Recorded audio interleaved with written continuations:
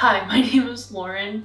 This feels really weird to do. I'm gonna try and treat it more like I'm talking to a friend versus a camera because I've done a few takes of this and it's been a lot of feeling like I'm reciting information about myself, which feels really weird.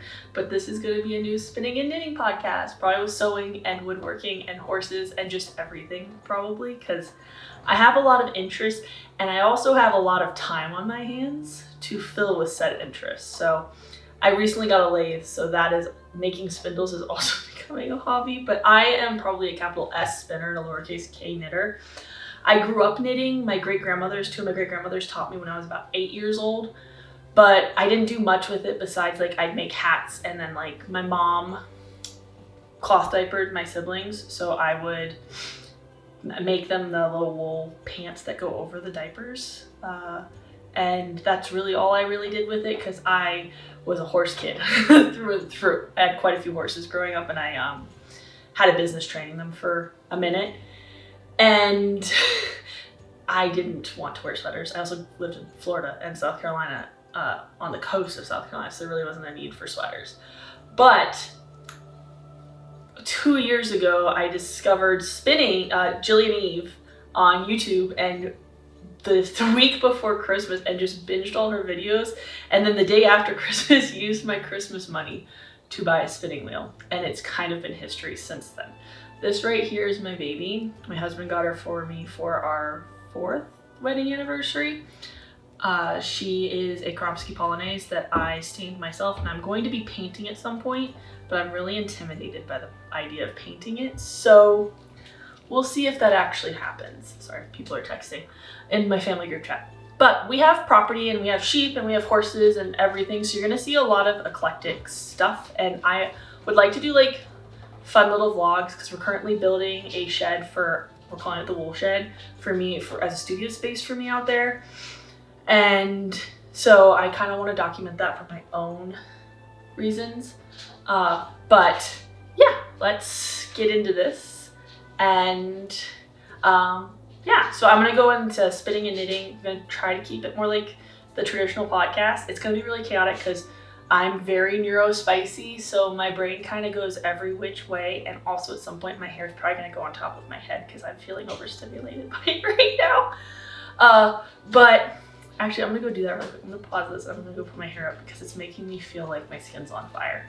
Okay, I'm back. I feel less overstimulated, covered in dog and cat hair, but we have long-haired dogs and a cat, so that's just kind of life. And I'm currently I'm on break.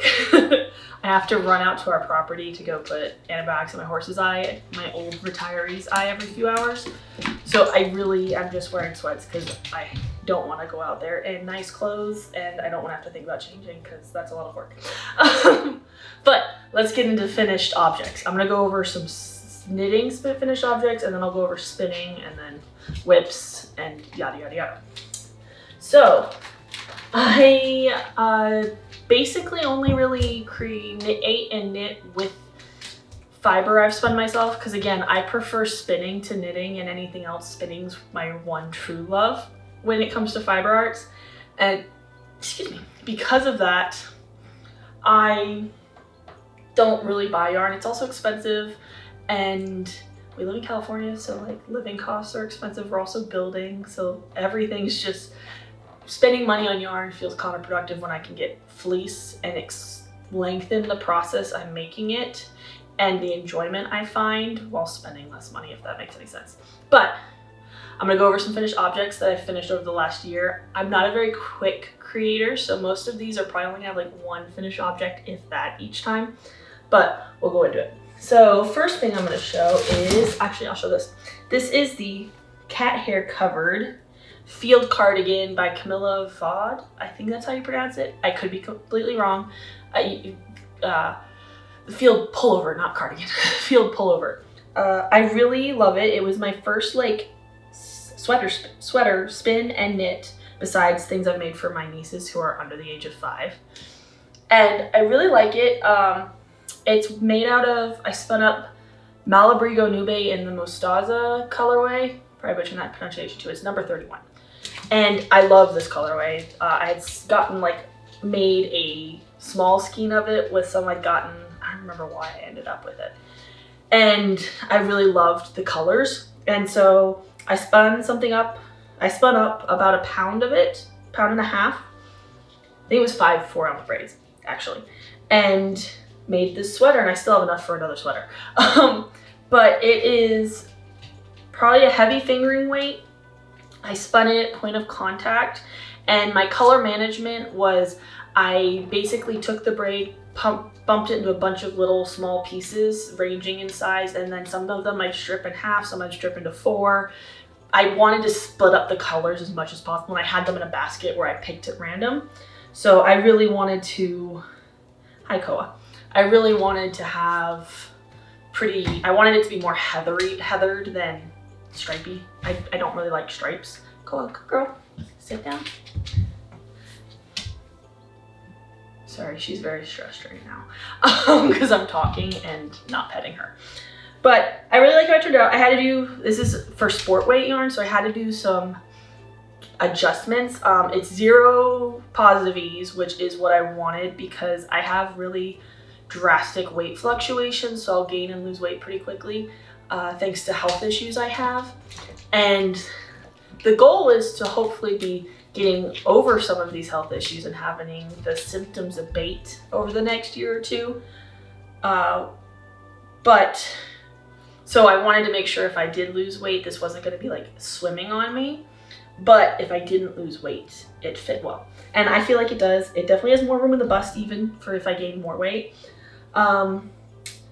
It didn't have you go down a needle size on the ribbing, which I don't love. I don't know. I'm thinking I would like to experiment because I have a pretty drastic bust to waist ratio. I think my bust is like 10 or 15 inches, 10 inches bigger than my waist, and my hips are 15 inches bigger than my waist. So I have pretty drastic like proportions that way. You can't tell because I'm just wearing a sports bra under this, but when my bust is higher lifted, you can tell a little more. But because of that, and then I have a long hip, but kind of like it's a long torso, but it's more in my hip than in my rib cage. And so my waist is kind of compressed. So when things are like this, it kind of makes my waist disappear a little bit. So I think I'd like to play around with like bust shaping and then also waist shaping. I mostly only wear skirts and dresses, so something cropped is more what I would go for. I don't really wear like anything that's not cropped because again, my waist to hip ratio is so big that it really, if it fits my hips, it's enormous on my waist. And if it fits my waist even a little bit, it's really tight on my hips. So I tend to like things that are cropped. The sleeves are 3/4 length. I knit them 2 centimeters longer than the pattern asked for. And it's crazy short on me. I think that's also because we have no positive ease, so like they're a little bit tight. I don't think they're that tight in the sleeves though. But it ended up being a happy accident because I have sensory things and I don't really like long sleeved anything because I'm constantly pushing up the wrists and then I stretch out the cuffs and then it just looks sloppy. So these are really good because they are where I would naturally push my sleeves up to, and because this is a fingering weight sweater, it's not for super cold days because we don't live in a super cold climate. It's just for like today where it's chilly but not that cold and it's like you'd put a sweatshirt on, but you know, a little cuter. It is pilling, which I knew was going to happen because I didn't do it true worsted. I did it worsted-ish. It's a semi-worsted spin. I knew that there was going to be some pilling at first, but from what I've heard from friends and stuff, the pilling should abate, and from what I've seen with my other stuff, it'll pill for a minute, and then once all those the little tips and ends that are sticking out get pulled off, then it doesn't pill as bad anymore. But it's very soft. I really like how it fits. I think it's really cute. I love the yoke detailing. I do wish, if I did it again, I think I'd extend the detailing down a little bit. Instead of just doing stockinette, I probably would have continued this pattern down through the whole yoke. I think that would have been cute. And just because, again, my bust sits lower than most people, I think it would have proportionally fit a little bit better. But those are nitpicky things. I like how it turned out. I still have, hang on, how much? Still have this much left. Yes, I keep all my wool in plastic. We had a wool moth situation a month ago. They're gone forever, hopefully. And now my wool will never, because it was only one skein that wasn't living in plastic. Everything else lived in plastic, and now they all will always live in plastic. But this is what's left over. I have plenty to do the ghost horses sweater, which I'll get into in a second. Another completed, I just finished this about a month ago, but this is the very first thing I made out of Handspun for myself. I think I made my niece's sweater first. I think that was the very first thing I actually made. But this is the Illumine Shawl by Nim Teasdale, made out of 2 fossil fibers hook fang bats, and I love it. It's so cute, it's so pretty. I really love the color transition. I'm so glad I started with the black, so that way you got more of the black, because that was more of my favorite. I didn't love the orange, and then it goes into like this really pretty cool toned red, and then into this orange. I'm glad I didn't use a whole ton of the orange. I kind of stopped it instead of doing another repeat of the pattern of the edging. I'm glad I stopped it because I don't love orange. So I'm glad it just has like a little hint of it versus like a huge amount of it. And one thing, again, nitpicky, it was my first time doing a lace chart, following a lace chart. I did mess up a little bit up here, and I do need to reblock it. It hasn't been blocked since last year. But I learned how to read lace and read my knitting and follow a lace chart with this, and now I'm very fluent in all of those things, and I don't really even need to look at charts a lot of the time. So I'm really proud of it. It turned out really good. The spinning is holding up really well. I did a good amount of twist. I did a higher twist single and lower twist ply, because that kind of helps open up your lace. It keeps it a little bit drapier because this is a very springy yarn and fiber combo, but I really love it. Turned out really nicely. I wear it all the time. If I'd had enough yarn, I would have added at least 2 more repeats, so it was more crescent shaped than semicircle, just so that way, like, I like to put a little pin in it like this, and that way it would have laid nicer on the neck. But nitpicky thing, I didn't have enough yarn to do that anyways, so I'm happy with how it turned out. I really love it. I wear the crap out of this. And this time of year, I have a wool skirt, Victorian walking skirt I made a few years ago that this like matches perfectly, and I wear that if my husband and I go out in the fall and winter. Like, that's what I'm wearing, is that skirt with this shawl, and I have a little like waist corset thingy, and I wear that everywhere. And then finished objects, I also have this shawl. I really like to knit shawls. And this is from my very first Handspun. I dyed the yarn myself. It's the first thing I ever dyed. And my first Handspun. It's Romney. It's a coarser Romney, so it's very, I don't know, I'm very tactile. So the last one, it was very springy. It's got a squish to it. I don't love the tactile sensation of this. I like medium wools, like that squish factor. I don't love long wools with that silky factor. I don't know, it reminds me of something that kind of feels nails on a chalkboard to me sometimes. It was really fun to spin, but I'm not a huge fan of the finished object. My bind off, I wasn't even that loose, but it just doesn't, I don't know. I think I don't like triangle shawls is basically what it is. And no matter how many times I block it, and no longer how long I leave it on the blocking mat, it just doesn't want to open up and stay open. I left it on the blocking mat for like a week. Maybe I should do 2 or 3. I don't know, it just doesn't, it immediately, like in a week or 2, starts curling on itself again. So I think I'd like it better. I think my gauge, I think I should have gone with a looser gauge. I think that's part of it. But the pattern is Forestgreen by, I have it right over here, Ekaterina Filipova. I'll link it down below because I can't read my handwriting from here. But I do like the pattern. It was not the easiest on my hands, but I was in art school. I was an art major, so I kind of destroyed my hands when I was in college. So cabling, especially like this is false cabling. It's, you know, like the twisted stitches. I don't know what they're called because every pattern calls them something different. But that's really rough on my hands. So it took me forever to finish just because it was killing my hands. But I do think it's pretty. I think I should have gone for a solid yarn, not a semi-solid like this, because you can't see the pattern. I think that's the main reason I don't like it, is you can't see the pattern, and it was so much work. So much work. So it feels upsetting to not see the pattern. But again, this was like, I started this before the other one, finished it long after. And it just, yeah, I just need to, it was my very first thing. I didn't know about semi-solids aren't gonna be, I didn't think about that. But I know now, won't do that again. But I do wear it. It's not my favorite. I just don't like how triangular shawls fit. I feel like they fit weird. They don't, again, I like to pin my shawls here, and you can't really do that with the triangles. They want to sit a different way. So I tend to take this one and tie it around my back, which is fine. It's just a little bulky for that because it's a thicker yarn, because it's some of my very first hand spun. But it's actually the very first fleece I processed for raw. But I do like it. I do use it a lot. And yeah, I prefer my other one. And then those are all of my finished objects. Again, I don't create a whole ton because again, everything I make is with my hand spun. So I don't finish stuff super often. Ooh, I'm also drinking Harney & Sons Earl Grey with I'm making it into a latte. So it's really good. I'm gonna make some lavender syrup for it though.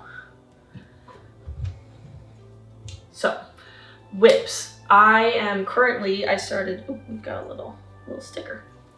I started this about a month ago, maybe 2 months, maybe 6 weeks ago. Probably 6 weeks ago. This is for my husband. He has been hinting at a sweater for like 2 years now for me to make him a hand spun sweater.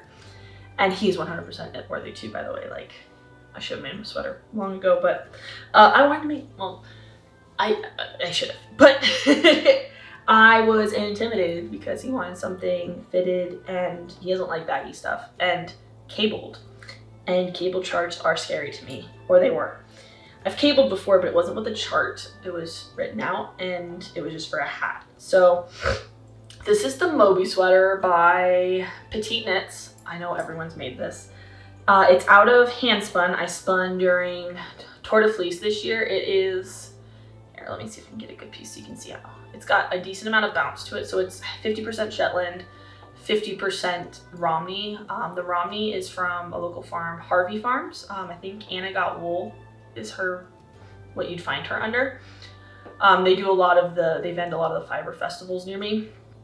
And then the Shetland is from Vicky Clausen. I have, zero way to get a hold of her. It was really nice because I'd like to get that fleece again.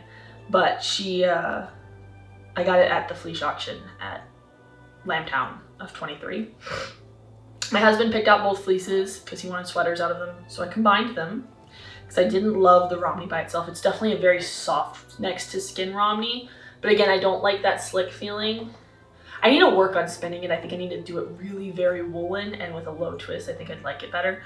But I really I haven't played with long wools enough. But I'm not a huge fan of the tactile experience. But the tactile experience of this is lovely. The Romney gives it a little bit of drape. Not much, but it does have some drape. That's a decent bit. But the Shetland gives it that squish factor and softens the hand. And because it was Shetland that was sheared, not rude, I pick out most of the rise, but some of it gets through, which gives some nepping, which I left in because I wanted this to be a more rustic yarn, and it gives it this really lovely soft heathered look, also because I'm blending two fleeces, which I think is just beautiful and what I was going for. The yarn turned out way more consistent than I wanted it to be. I wanted it to be a lot more rustic, and I left a lot of thick and thin in there. I'm actually spinning singles for a matching sweater. We'll get into it in a sec. But I think that the color variation gives it that rustic handspun feel still. But I really like it. I have most of the body done. I think I need to do 3 more pattern repeats on the body, but this faux cabling right here, these twisted stitches, they really kill my hands. I can only do so much before I have to take a break. So I am taking a break from that for a little bit to just do the sleeves, because the sleeves are just moss stitch with a cable down the middle, down the top. So I'm doing the sleeves real quick also so I can make sure that I'm picking up the correct amount of stitches for the sleeve. So I'm gonna try this on my husband soon. And I would like to finish this sleeve in the next 2 weeks. and then start the other one and get that done in 2 weeks. So by the end of November, have the sleeves done, and then in December, finish the body. I don't know if I'm gonna, no, I have to do that. That's very doable for me. I just have a lot going on right now. So outside of whatever, so I can't devote, it's also hard to transport. It's getting to the point where it's hard to bring with me places, and I'm constantly not home because of the horse. So I really like this. He loves it. I've tried it on him. It looks really small, but he has a really wide shoulders and pretty narrow chest. I think his chest is like 37.5 inches. So he's pretty small here, but I don't remember the inches, but his shoulders are very wide comparatively. So it looks, because I went off the chest measurement, it looks way too small for his shoulders. It fits. I've tried it on like 4 or 5 times to make sure, tried it on him multiple times to make sure it fits. It does fit, and he wanted a fitted sweater. I think it's got like 3 inches of positive ease, which I told him that, and he's like, I don't know, that might be too much. I'm like, no, you don't want 0 positive ease. You don't have a bust. But but it's fitting really nicely, even unblocked. It's fitting really nicely. So I'm thinking once it blocks, because there's a little bit of tightness directly under the arm. Because it didn't have you add any stitches when you brought the body, and I think I probably should have, but what's done is done. I'm not ripping back. This wool does not enjoy that. So I think once it blocks though, it'll be fine, because it's just the line of the cabling just comes in a tiny bit right there, but it'll be fine. He's not a very big guy. But yes, this is his Moby Sweater Men. I really love how it's turning out. Hopefully next time you see me, there will be 2 sleeves. Hopefully it'll be done. That would be ideal. But knowing me, I don't see that happening. I can only knit for so long before my hands just say no more. So let me put this back. I also have all the yarns, but all the singles spun for it. I need to ply a little bit. Sorry, my husband's letting me know he got his time off for finishing our wool shed before it rains. So it needs a roof. But I have the yarn finished for it, all the singles, but I'll get into that in a second. Whips, what else are we working on? The Gro Hat. So I'm gonna have to rip all of this out because my gauge, I didn't gauge swatch beforehand, and I should have gone up a needle size, but I always have to go up a needle size. So it's really small. It's way too, I finished it completely, and it was way too short.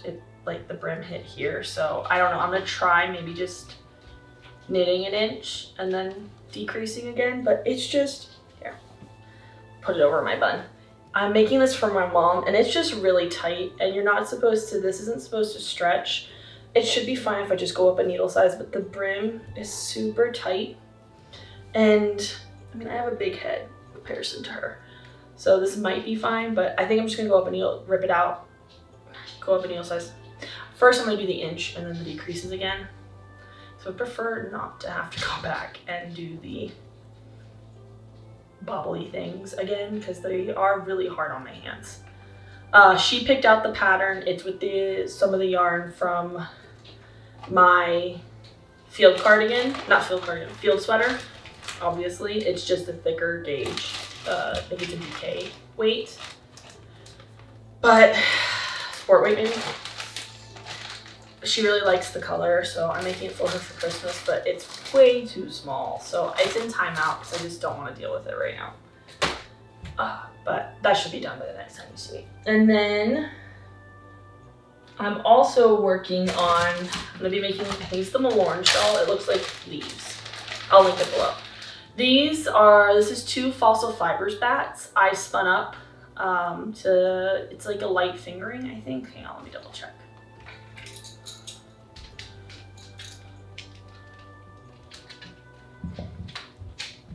I think it was like 14 reps per inch. Let me check it. No, it's a lace weight, so it's 18 reps per inch, which was what I was aiming for. And it is, what is it? It's BFL, it's Blueface Leicester, Merino, Baby Alpaca, East Frisian Farm Wool, Clune Forest Farm Wool, Bamboo, and Sari Silk. They were gradient bats. It was her Deku Tree bats from her Zelda collection, Tears of the Kingdom collection. And so let's get the gradation, so you can see. So you can see it goes from this beige to this chartreuse color to this really dark, like tealy foresty green. I love it. I love Fossil Fibers. She's like the only person I buy like pre-made, like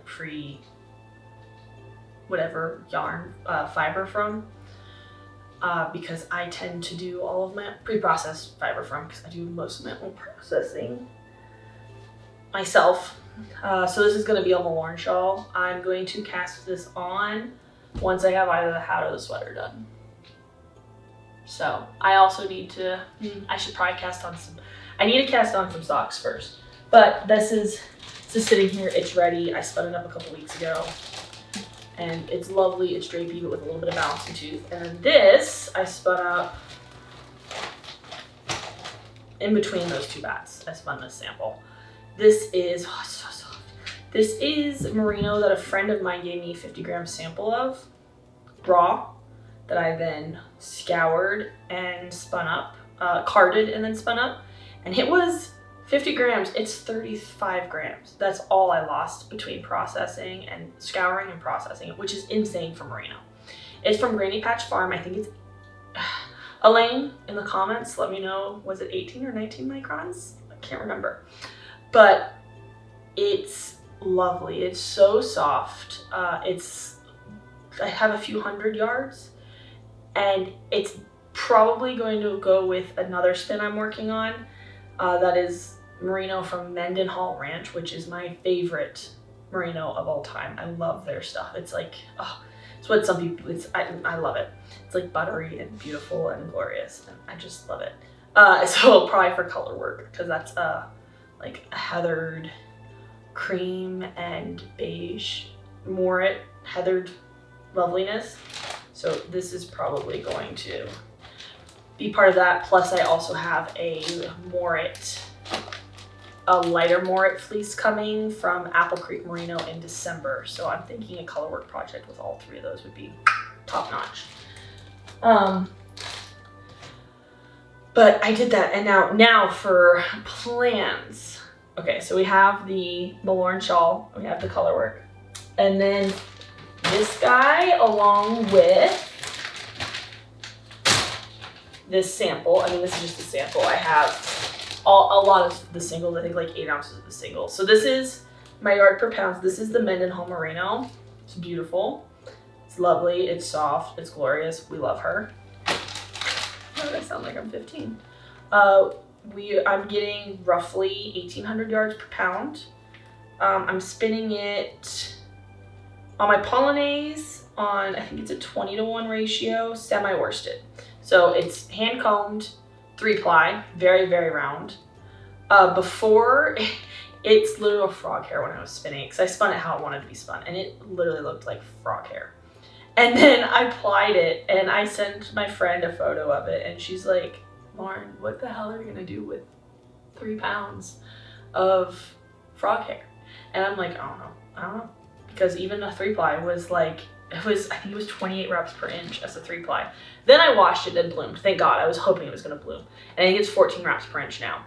So I spun that other Merino to match this so I can do some color work with this. But this also, the grist matches, they're both Merino, matches the leftovers from my brain fart, my field sweater. So the plan is to use part of it for that colorwork sweater. So again, I have 2.5 pounds of this. So at 1,800, I'm gonna have over 3,000 yards. So I have plenty to do 2 colorwork projects. So the goal is to do the Ghost Horses either sweater or t-shirt. I'm not sure yet which one I'm going to, if I'm gonna do the sweater version or the t-shirt version, but do the Ghost Horses by Caitlin Hunter with these two. So this would be my color, this would be my contrast color, and this would be my main color. And I think it'd be so pretty. And then, oh, something else, when I knit this, I did alternate skeins every other row just to break up the colors even more, because I did not want stripes. I wouldn't do that for the Ghost Horses. I would just knit it end to end, and sorry, there's a fluff. I would knit it end to end so I got that stripey effect, kind of mimicking the spin cycle. I think she uses spin cycle in that hers. So that's the goal with this. Goal is to finish it by Lambtown next year because I got this fleece at Lambtown. And I'd like to wear, which is why I'm thinking t-shirt, because then I could wear it to Lambtown because it's still really warm here in October. Excuse me, at least at Lambtown because it's down the hill. So it's pretty warm still, so a sweater would be way too much. And I'd like to wear something I bought at Lambtown to Lambtown. I think that'd be pretty cool. I wasn't able to go this year, so I want to like make it cool next year. So that's the goal with this Mendenhall. And then I also am in the middle of spinning up. I've got a few of the little torn up bats, that fiber for my husband's sweater. So here it is. There's a little strip of the bat strip. It's a little compressed, but yeah, it's nice and bouncy. I really love it. It spins up really lovely. I love it. But the goal is to spin up another pound because I think I have 2 pounds of it spun already into singles, a pound of it already plied. So I need to, I'm kind of plying as I go, but kind of, I'm like, I did like 8 because I only have so many, so many bobbins. I did 8 bobbins worth, and then I am going to go back now that my bobbins are all filled, and then every time I spin a bobbin, I grab and I add yada, yada, yada. So that way I like to spin all my singles first and then ply them together, but there's too much of this to do that with. So what I'm doing is I'm spinning it and then kind of plying as I go a little bit. I have everything for my husband's done. I want to spin enough singles and plied yarn to make myself a really chunky cardigan that kind of matches this sweater. Same fiber and it's cabled, but obviously not the same sweater because that's too matchy-matchy for me. I like being cheesy, but not that cheesy. So we like to do like coordinating things, not matchy-matchy. So that's my goal. That's what I'm working on right now. That's what's on my spinning wheel is that fiber. I need to card up another pound of bats, which my hands start to hurt just thinking about. But I think that's gonna be my thing I'm gonna do through November is try and get all of that carded. All of that picked and carded so I can get that spun up. And then when I finish his sweater, cast mine on. So that's the goal. That's probably like my next big project after the next thing. I am planning on doing some socks for Christmas. So every year my family's really big on Christmas. We have a lot of traditions around it. And one of the things is my grandmother typically buys us all socks. Well, this year I would like to make our socks. So I want to make some cabled socks. I think I've settled on the Cassandra socks pattern. And I do have sock yarn that I bought last year. I don't love it, but I don't have time to spin the yarn, to come up with a blend for my socks, pick it, card it, spin it, and have it done in time for Christmas. I have too much going on right now. So I'm just gonna use the sock yarn I already have. It'll be fine. Hopefully I have enough. I don't think I do, so I might be ordering some more sock yarn. But I'm gonna make us the Cassandra socks. I wanted to do the Anne Shirley and the Gilbert Blythe socks because I thought that'd be kind of cute, but I really don't need to spend money on any more patterns. And the Cassandra socks were flirty. So we'll see. I might still end up doing like Gilbert Blythe for him, like just buying that one and then doing the Cassandra socks for me because it's very similar to the Anne Shirley socks. But we'll see. So that's probably the thing I'm gonna cast on this week to try to get those started and finished. And then I have a lot of projects that I wanna get done. Then we also have this guy. This is a sample of some bats from a very special sheep. His name is Cypress and he is our ram. And he's kind of like the unofficial mascot of our ranch. He's super friendly, which people scared me about the rams. Cause like, I grew up stud horses and stuff like that, and I used to train horses for a living, and you just don't you train them and you don't allow them to behave that way, even though they want to. They get their booties whooped if they behave that way, like they're just not allowed to. So everyone was telling us like online, like you need to be careful with the rams, they're scary, like yada yada yada, which, I mean, yeah, you want to be safe around a more unpredictable animal, which hormones make an animal more unpredictable. But they can be well behaved, and I don't want to perpetuate traits in my animals of aggression. So, but we got him and we were like all stressed about it, and then we were actually talking to a friend of ours who raises sheep, and she's like, no, train him, halter break him, don't let him behave that way, and he won't, and he doesn't. We dealt with it. He's not one time offered to headbutt or ram us. He's super well behaved, super kind, super friendly. He's halter broke, he stands, he ties, he leads.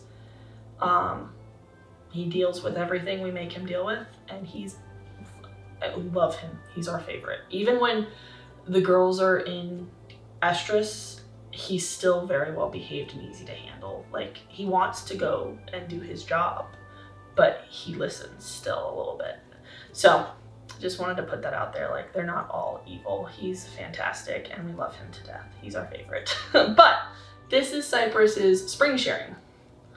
So I blended it with local Cormo, so it's a 50-50 blend of Cypress and Cormo, along with some sari silk. And I really like how it turned out. Now, he's an East Frisian ram because we have dairy sheep, and he has not been bred. He's from a dairy farm. He has not been bred for his fiber. It's very obvious. It's very coarse, very springy, very medium wool, but definitely on the coarse end. I love it. I love East Frisian. It's just really lovely wool.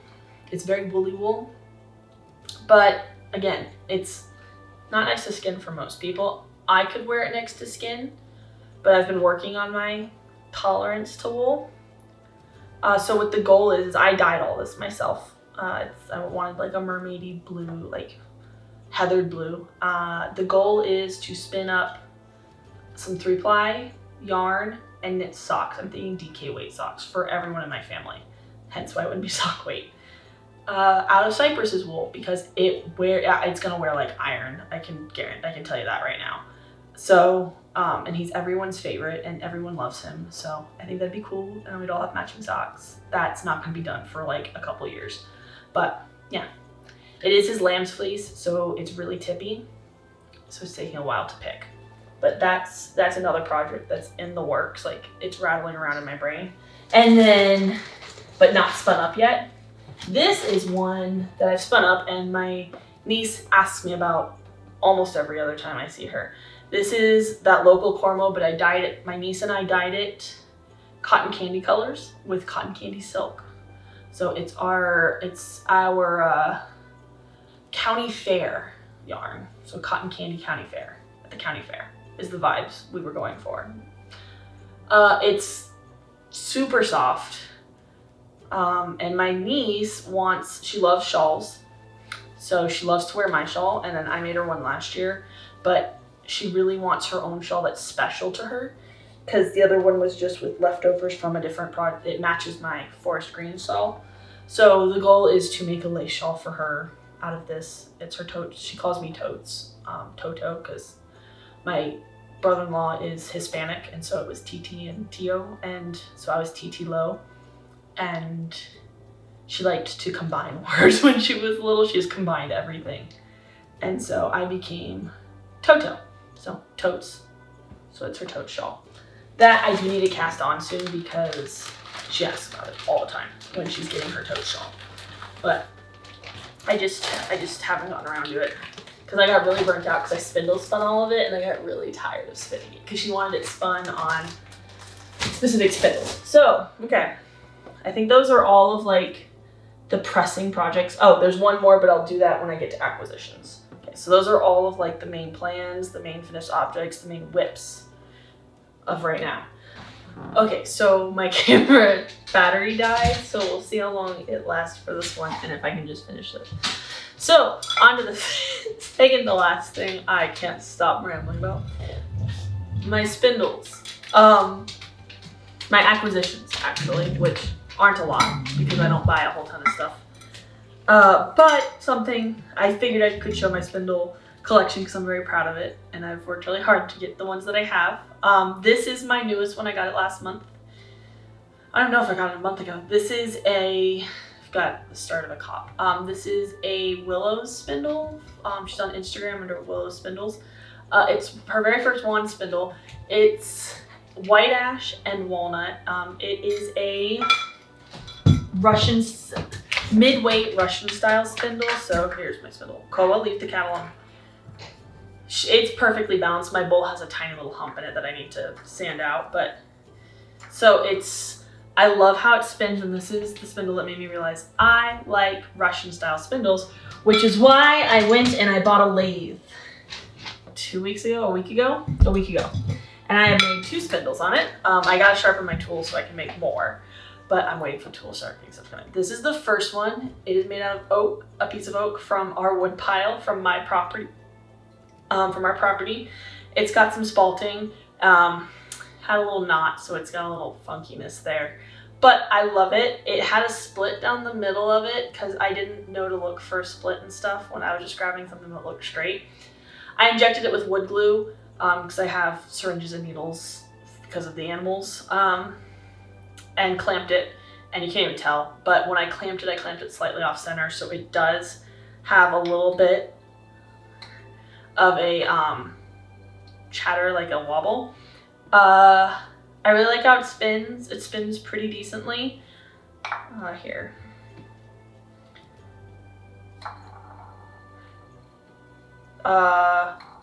It's a decent weight. It's not crazy heavy because, again, I have the hand issue, so I don't like really heavy spindles. The thinner the better. I mean, the lighter the better for me. I really like it. I like everything about it. I will get some footage of it not covered in wool so you can see the details and stuff. But I think it turned out really pretty. I'm really, really proud of it. And then this one I made with a smaller piece of wood, obviously. It's a little mini spindle, it's a little pocket spindle. And I really like these two. The other one, the shaft is a little thinner, and I was able to make the very tip thin enough because I flick right off the tip. So that is nice because it's like a good diameter for me to flick. This one, when it's on the lathe, it looks a lot thinner than it actually is because you've got the chunky wood on either side that like you've been cutting it down from. This one, I don't love how thick the shaft is, so I might, when I get some jaw clamps, I might try and see if I can thin down the shaft a little bit, just so it's more comfortable to flick. But I mean, it's fine, it works, I like it, and it feels sturdy, so I feel comfortable just throwing it in my bag and not worrying that it's gonna get like destroyed, which I don't do with any of the spindles I've bought from people. So that's nice because both of them feel very sturdy and I can just throw them and go, which is kind of what I wanted out of them. So those are the 2 spindles I've made. And then these are my woodland woodworking spindles. I keep my spindles in these little canisters so that way they're upright, and I do have little inserts that go in the top that keep them completely upright so there's no pressure on their shafts. I just don't have them in there right now because they're hard to get out. So I have 4. I really like his teacup style spindles. They are just, they're lightweight and they spin forever, which I really like, and they're both under a 1/2 ounce. Which I like my spindles to be about a 1/2 ounce or less. This is a pre-order one I got from him, and then this is one that colorway that he comes out with in the spring, which I really like. It's like my Mad Hatter spindle. And then my friend Elaine did snag me a dragon's egg this spring, which I love it to death. It just spins forever. It's beautiful. I love everything about it. It's just, it's worth the money. And then my last one is my very first support spindle I ever got. I got it October of last year, and it's one of his little sheepy spindles. It's actually probably my favorite of his spindles. It's really fast and very lightweight. Again, all of these I just have my bowl is not great because it wasn't a spinning bowl. My husband got it for me from a kitchen store for Christmas. So that's not the spindles issue, but I love it. I definitely prefer his, I think it's maple shafts over his walnut shafts. The walnut ones, there is more of a grain to it than the maple ones. And the way I flick, sometimes my fingernail will catch in the grain, and it kind of, like my pre-order one's the only one that has the walnut shaft, and it kind of has a few little dings on the tip. I don't have a problem with that with the maple ones. So that is something to be aware of. And then for support spindles, I also have an Alice Savage palm style spindle. I think she calls it her thorn. It's heavier spindle. It's not my favorite spindle, but I'm gonna try to make friends with it because it's really pretty and I'd like to be friends with it. Again, it's the hand thing. Then I do have, that I got from Alice Savage, an antique clasp spindle because I wanted to learn how to do clasp spinning. A local maker drop spindle that I got, it was my very first spindle. A Vermont spindle, and then a Snyder Turkish spindle. So that's my little spindle collection. I don't foresee myself adding a whole ton. Well, no, I'm gonna add some more from Willow spindles for sure, and then some more woodland woodworkings. But not anytime soon because they're expensive. And I've collected these over like the last 2 years, or the last year or so. But yeah, I love them all dearly with my whole heart. And then, is there anything else I wanted to show with my acquisitions? Oh, and then just talk about my lathe. I might insert some footage here of me playing with my lathe because I'm really proud of it. I'm really excited. Not proud of it, I'm really excited. And I have been wanting one for a long time now, and I'm having fun with it. It's very intuitive, and I like things that you can get decent at quickly but take a long time to get good at.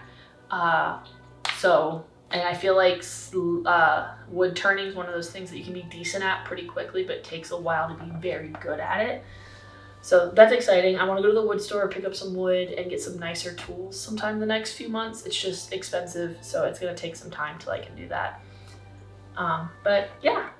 And then I've seen a lot of people have been doing like book and music recommendations, so I would also like to do an art recommendation because, again, you're gonna hear me say it a lot. I went to art. I really love art because that was like my job, and like I went to school for it, and I have a huge appreciation for illustrators specifically, and fine artists, and block printers, art of all types, and especially with AI art doing what it is and causing this mass commoditization of art and this devaluing of this, I think, essential skill, because I think beauty and aesthetics are really important to everyday life. And with that happening thanks to AI, I'd really like to start pointing out artists who deserve your appreciation and who deserve to, have stuff bought from them and to be made aware of and to be followed. So I'll start with book, and then I'll music, and then art. So book recommendations. Right now I'm getting really into like epic fantasies. I'm a very fast reader. Like I've read 18 books in a week, like big chunky books. I can read books quickly. I was homeschooled. I read a lot. I learned how to read a book efficiently in high school. I took classes on it. My mom had us take classes to learn how to read efficiently. So I can read quickly. So I've been wanting to slow down my reading and start like really thinking about it and like interacting with it, because A, it's expensive, and B, I don't remember the books for very long after I read them. So I'd like to change that and start actually immersing myself in it, and not just remembering the books long enough to have done the paper, but for long enough to like think about it. So my husband and I started watching Wheel of Time when the first season came out and got really into it. So we've been listening. He's been listening, I've been reading. He's been listening to the audiobooks by Rosamund Pike for Wheel of Time, which her narration is glorious. It's beautiful. Highly, highly recommend her narration for the audiobook. I actually prefer to listen to it than read, which never happens. I'm not an audiobook girly. They're not fast enough. They're not for me. But hers, I prefer to listen than read. So we've been reading Wheel of Time. It's taking us forever because I have to be in the right mood to want to read it, like listen to it. And I just haven't been the last few months. So we finished the first book a couple months ago, and we're started working on the second book right now. And it's a fun thing to like at the end of the day sit and talk about. And we've both talked about when we have kids wanting to really have that culture, like a family culture that's around books and literature and story. So we'd like to start doing that now and entering into that and creating that family culture now. So when we have children, like we're reading, everyone's reading in the evening and we're reading books together and not watching TV.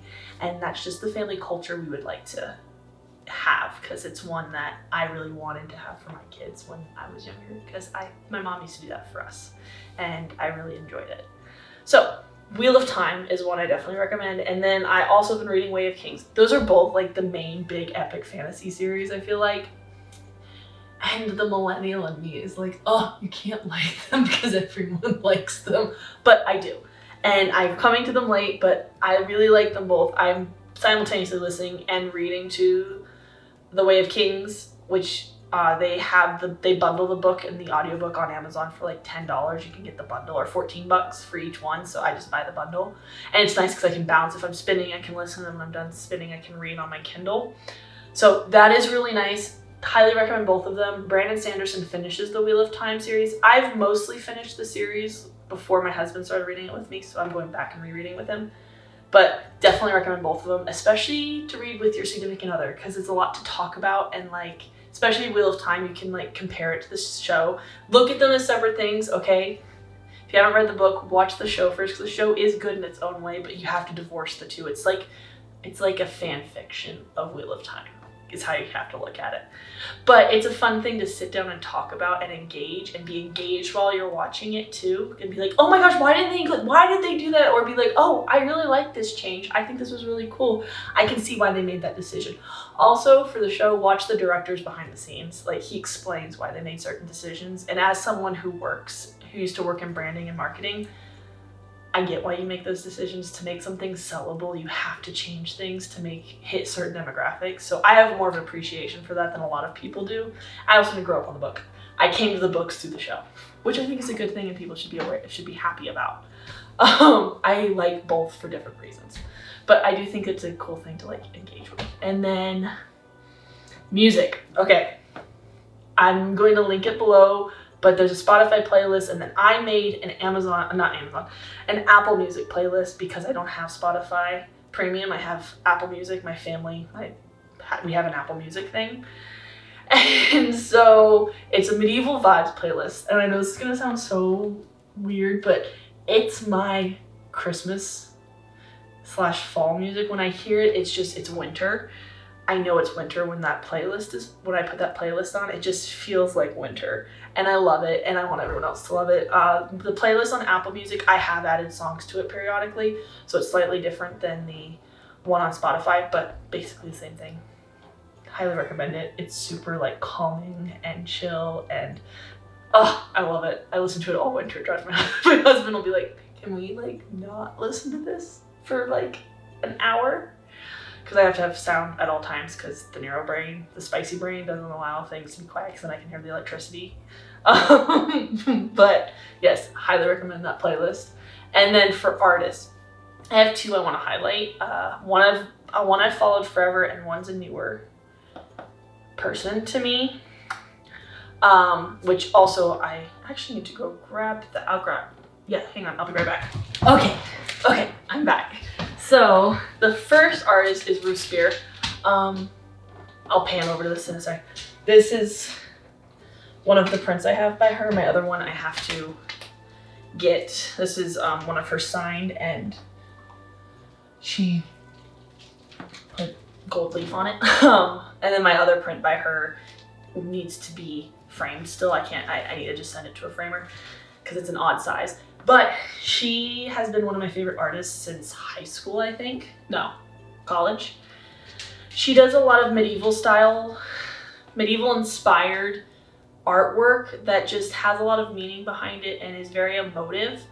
And she uses those medieval like visuals and icons and things in her artwork to tell a story. Like, this is her Alice in Wonderland, her second Alice in Wonderland painting. And the more you look at it, the more you see, which I love art that's like that where you look at it, you see more. And it's got the medieval style. Also, turn of the century, I think Rossetti is a huge inspiration to her. You can see it in the way she paints hair. And it just creates she has this otherworldly effect with this modernity to it. I don't know how to describe it. Her color palettes are a little bit more modern, but with the more medieval flair and the traditional flair, traditional portraits. And I really love her work. Highly recommend her. She's a very popular artist, so I bet you've probably heard of her. If not, she's definitely worth the hype in my opinion. Her vlogs are beautiful. I have so many prints by her. I have one here, I have one there, I have some in my studio.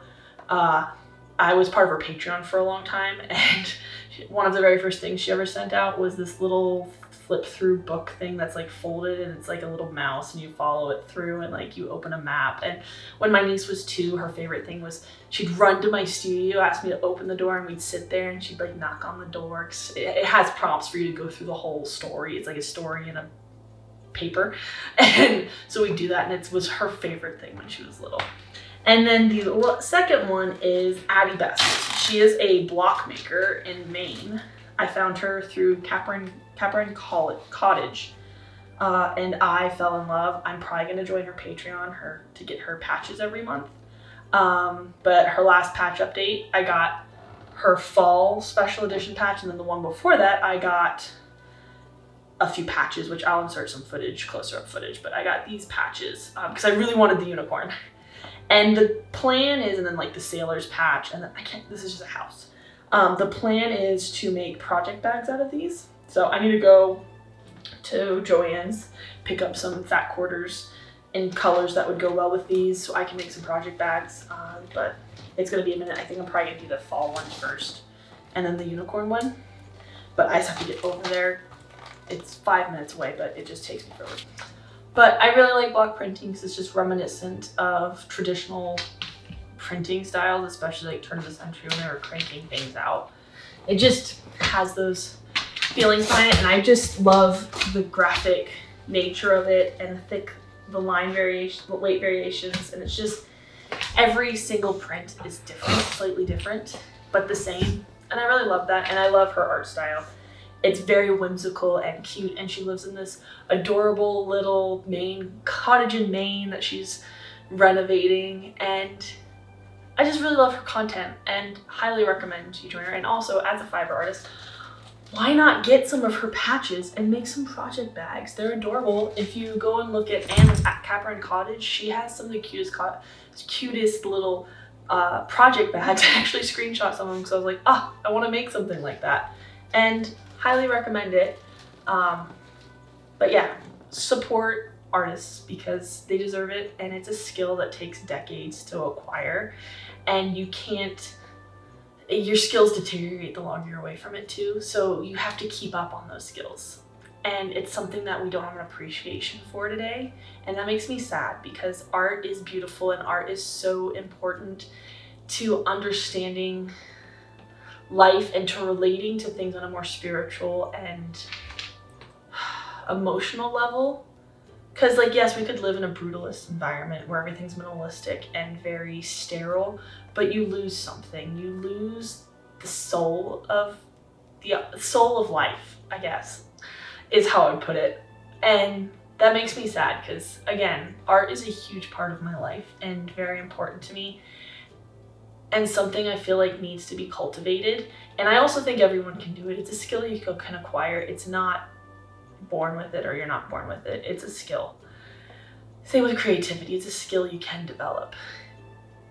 But I just feel like with AI doing what it is, it's really important to prioritize getting things from real artists and supporting actual artists. And you can do it with just buying a sticker or just giving them a coffee, like giving them $5 on Ko-fi. Like, it doesn't take much to support someone, and just following them and liking and saving their stuff. Like, I make sure I have a special folder on my Instagram to just save artists' artwork into that I like, so that way I'm helping them boost with the app, giving them an algorithm boost.